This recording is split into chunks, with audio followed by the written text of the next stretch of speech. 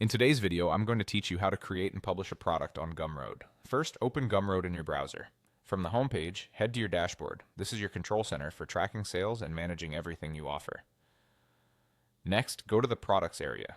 This is where all your existing listings live and where you'll create new ones. Click New Product to begin. Start by entering the name of your product.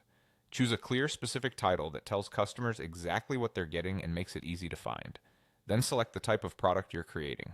Whether it's a digital download, a physical item, a membership, or a pre-order, choosing the correct type helps Gumroad set up the checkout and delivery experience appropriately. Now set the price. You can enter a fixed price or set a minimum price to allow pay what you want if that suits your strategy.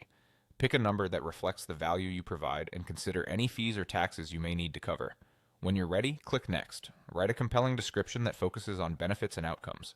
Explain what the product includes, who it's for, and what problem it solves. Keep it clear and reader-friendly so buyers can quickly understand the value. Strong and honest copy helps reduce refund requests and boosts conversions. You can upload a cover image and a thumbnail to make your product page more engaging. Use high-quality, on-brand visuals that look good on both desktop and mobile. A clean, readable cover can significantly increase clicks and time on page. You can also add details to your product.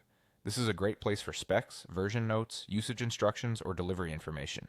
Anything customers might want to know before buying. If your product comes in multiple options, create variations. For example, offer different formats, license types, or tiers, each with a label and price so customers can choose the version that fits them best. Toggle any choices you wish to tailor the experience. These options can control how the product is presented and purchased, helping you match your sales flow to your audience.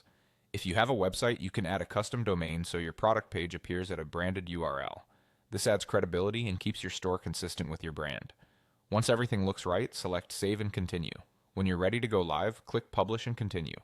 Give the page a quick review, title, price, images, and description. Then you're all set.